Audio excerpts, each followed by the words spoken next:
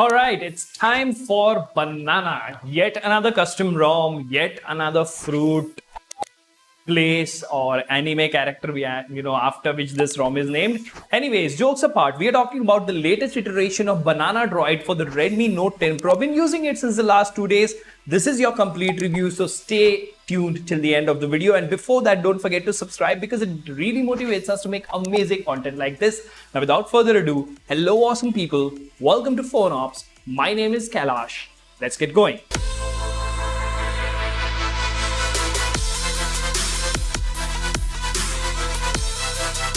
Alright, so this beautiful banana themed wallpaper over here is fun, right? Anyways, let's talk about the changelog first. And as you can see, this is BananaDroid official OSS ROM. This is for Sweet and Sweet in Banana Susu version 2.1 official. People from India, you know what Susu means, right? All right, bad joke. Anyways, Android version is 12L, updated on the 5th of September 2022. So this is a relatively recent build we are talking about. And if we talk about the device change log, there are quite a few things that they have changed, and most of the time their change log fails to open. So if it doesn't, then we're going to ignore it for now. Anyways, this is GMS and vanilla. That means this particular ROM is available in both the flavors, that is GApps and vanilla.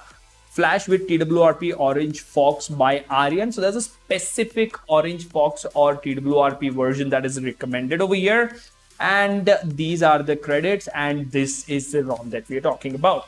Now, this is a custom ROM which comes with a ton of customizations, a few things which are different than the others, and that makes me review this beauty for you guys. Now, if we talk about the scrolling, there are a few hiccups here and there, even though, as you can see, we are always in the 120 Hertz mode. So although this is a Snapdragon 732G that we are talking about, in my opinion, most of the time it is fine. Sometimes there are some jitters, some stutters, and that's not what I would expect from a matured, AOSP custom ROM, but that is the case. Now, bad things aside, something that is really, really good with a lot of custom ROMs for the Redmi Note 10 Pro is that it comes with this MIUI camera built in. And I'm surprised to see that almost all the features are present and they're working absolutely fine. Ignore the flickering, that's because of the light and all the other things. The front camera works absolutely okay. If you go to the video mode, even in the rear camera, you do see that you get 4K at 30, 1080p 60. So all those options are available. Pro mode. Basically, you get the best of both worlds. You get the smoothness of AOSP ROMs along with MIUI camera, which in my opinion is a very, very good combination. Now, if we talk about the quick tiles over here, usual stuff, you have cafe, any screen recorder and all the other things. There's a, list of all the options available at the top, like your battery indicator, your signal indicator, Wi-Fi indicator, and your data meter can be enabled and stuff like that. You have your date over here, which is not clickable. Oh, it is clickable. Okay, great. Apart from that, you have the reboot shortcut over here, and the animation on this is really, really beautiful. It gives you an option to reboot into recovery, bootloader, and advanced options.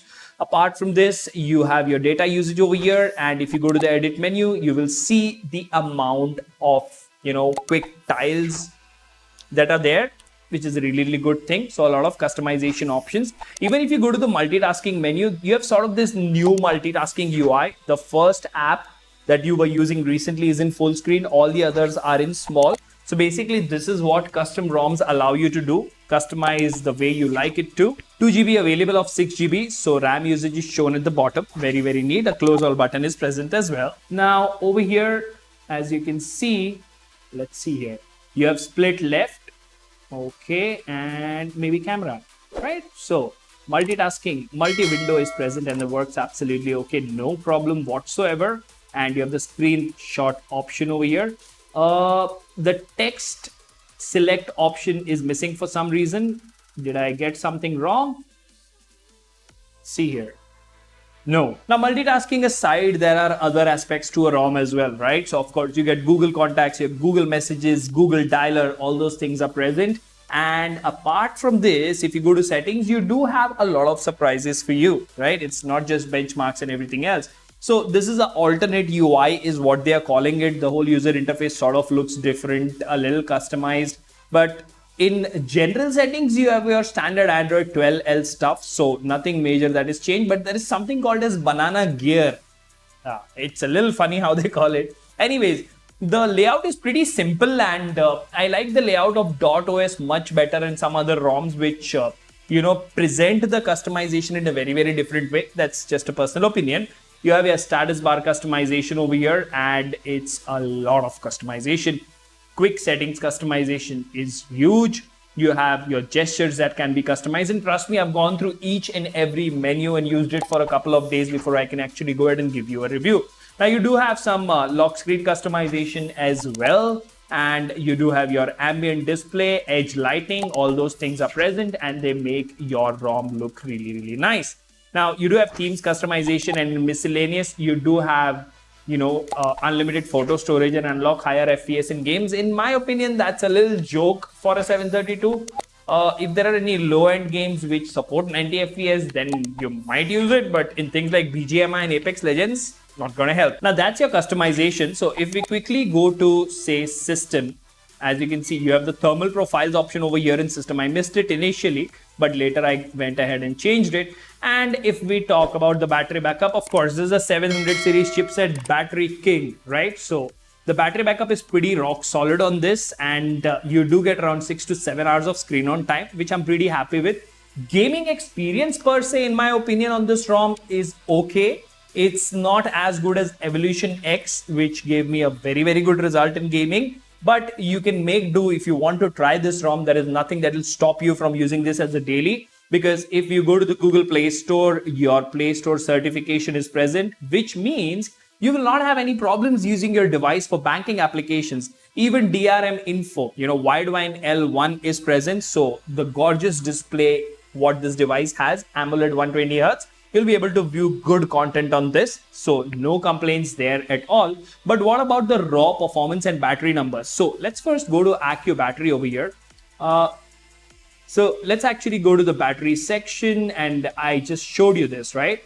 It gives you pretty decent battery backup, and the charging speeds are also pretty good. It takes around 1 hour 15 to 1 hour 20 minutes to charge completely from, say, 1 to 100%. And in my opinion, that's pretty decent for a 33-watt charger. You do have your standard Android 12L widgets which are present, and they work absolutely okay. If you go to the home settings, you will see that it comes with, wow, launcher. Isn't it great?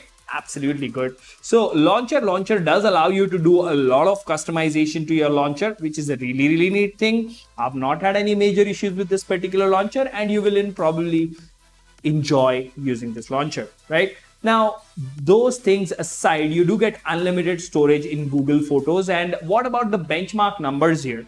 So if we talk about Antutu benchmark, as you can see, 357, 345. This is a mid-range device, so don't expect a lot of miracles. 5 degrees is what the temperature increased by, and we lost around 3% battery.